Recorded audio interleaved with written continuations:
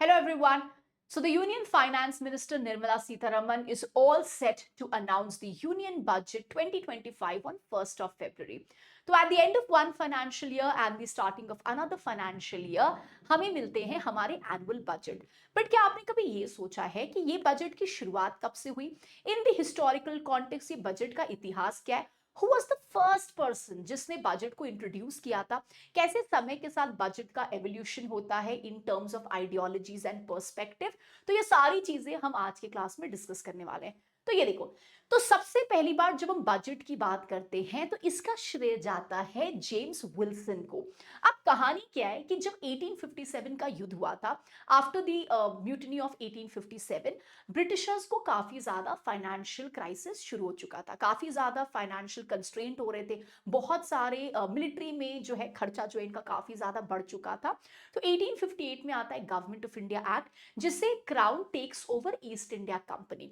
तो सबसे पहले ये जो मुद्दा है कि भाई फाइनेंशियल प्रॉब्लम बहुत ज्यादा हो रही है, फाइनेंशियल क्राइसिस काफी ज्यादा हो रहा है, इसको सॉल्व करना उनकी टॉप प्रायोरिटी थी। As they are still recovering from all the losses of 1857, and जब ये पावर ट्रांसफर होता है, so basically the British crown wants कि जो इंडिया का फाइनेंशियल क्राइसिस है उसको जल्द से जल्द सॉल्व किया जाए एंड किसी तरीके से न्यू एरिनाज लाया जाए जिससे ब्रिटिशर्स की रेवेन्यू जो है वो और ज्यादा बढ़े। एंड इसी का श्रेय देते हैं हम जेम्स विल्सन को। जेम्स विल्सन एक स्कॉटिश बिजनेसमैन थे।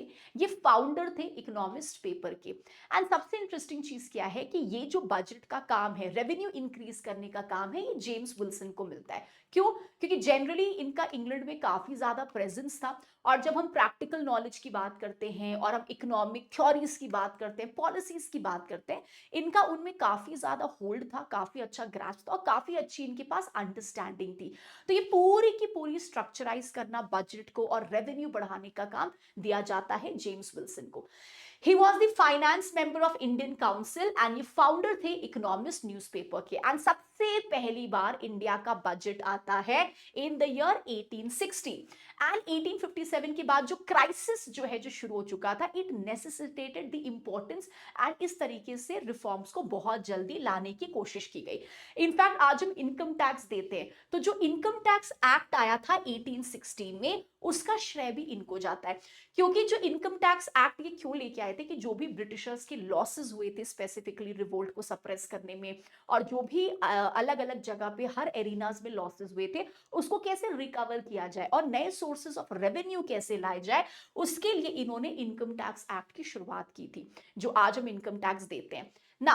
अपार्ट फ्रॉम दिस, विलियम के इंटरवेंशन की जरूरत क्या पड़ी? ऐसा क्यों हुआ कि 1860 में सडनली एक बजट आ जाता है? इतनी नेसेसिटी क्या थी? क्या सिचुएशन काफी ज्यादा खराब थी हमारे कॉलोनियल पीरियड में? Let's C.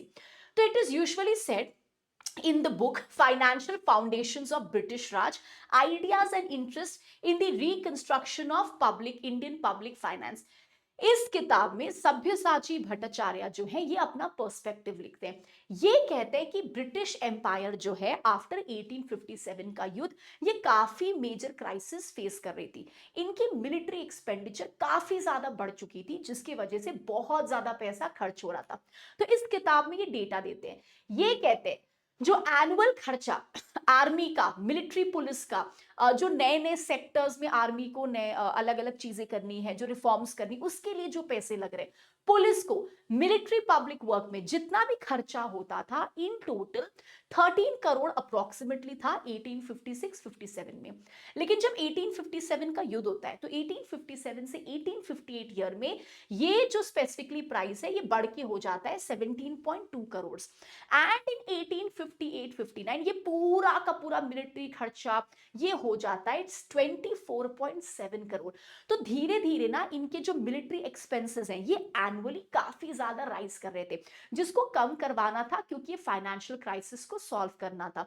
एंड इसीलिए स्पेसिफिकली ये अपनी बुक में कहते हैं इन द सेम पीरियड जहां पे ये इतना ज्यादा मिलिट्री खर्चा कर रहे थे, 36% जो इनकी लोन है, जो डेथ है, ये और ज्यादा इंक्रीज हो जाती है। सो काफी मेजर फाइनेंशियल क्राइसिस आता है एंड यहीं पे जेम्स विल्सन की जरूरत पड़ती है। तो अब जेम्स विल्सन जो है ये काफी मेजर प्रपोजल्स लेके आते हैं इकोनॉमी और अर्थव्यवस्था को ठीक करने के लिए।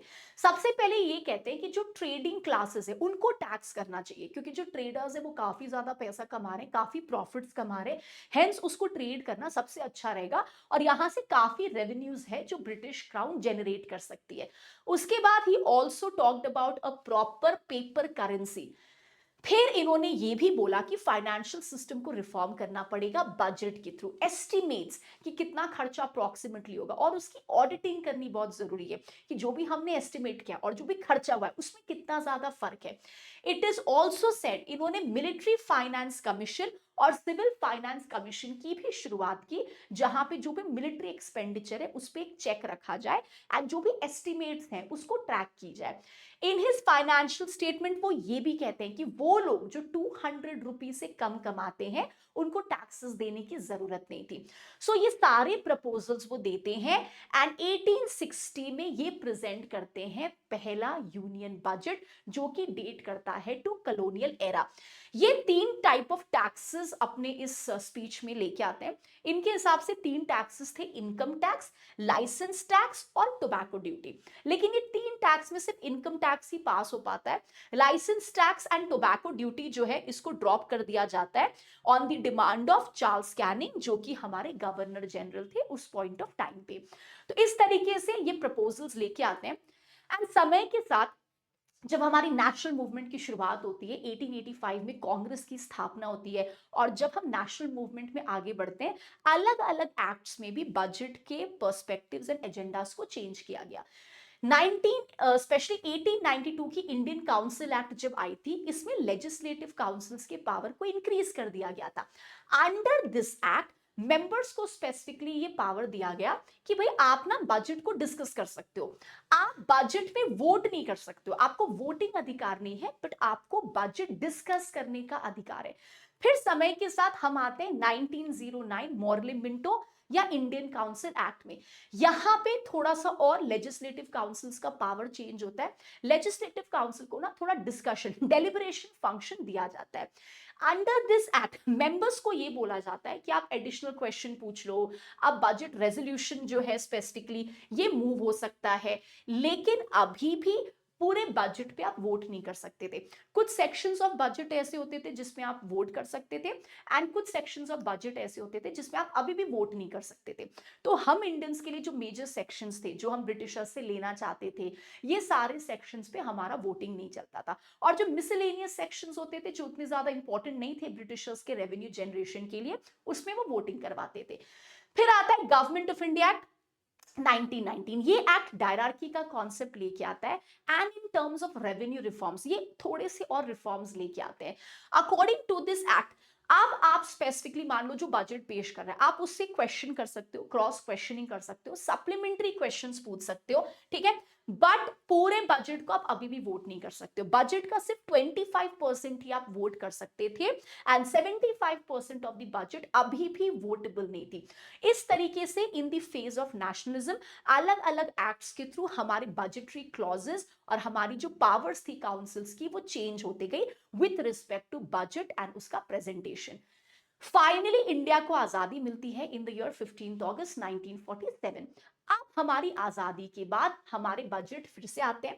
आफ्टर इंडिपेंडेंस हमारा पहला यूनियन बजट आता है न्यूली इंडिपेंडेंट इंडिया में 26 नवंबर 1947। आर के शमुखान चेट्टी जो है ये फर्स्ट फाइनेंस मिनिस्टर थे इंडिपेंडेंट इंडिया के और इन्होंने हमारा फर्स्ट बजट आफ्टर इंडिपेंडेंस पेश किया, जहां पे इन्होंने काफी इकोनॉमिक चैलेंजेस और नेशन बिल्डिंग की चीजों को काफी ज्यादा आगे बढ़ाया।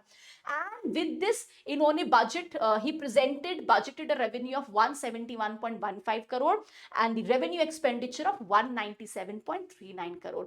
इनकी टर्म ऑफ ऑफिस थी 15 अगस्त 1947 से 17 अगस्त 1948। तो यहां से इंडिपेंडेंट इंडिया में हमारे एनुअल बजट्स आना शुरू हो गए which try to cater to economic challenges, जो नेशन बिल्डिंग पे काफी ज्यादा फोकस करते थे। एंड ईयर बाय ईयर नए नए फाइनेंस मिनिस्टर्स आए जो हमारे इकोनॉमी के हर एक एस्पेक्ट्स को अपने बजट के थ्रू डिस्क्राइब करने लगे और अपने बजट के थ्रू स्पेसिफिकली उन एस्पेक्ट्स को उन्होंने काफी बढ़ाने की कोशिश की। So with this historical perspective clear हो जाता है। तो जब आप स्पेसिफिकली 1 फरवरी को बजट का इंतजार कर रहे हैं और बजट सुन रहे हैं, ये जानना ना भूलें कि सबसे पहली बार हिस्टोरिकल पीरियड में, कॉलोनियल एरा में किसने हमारा पहला बजट पेश किया था। Thank you.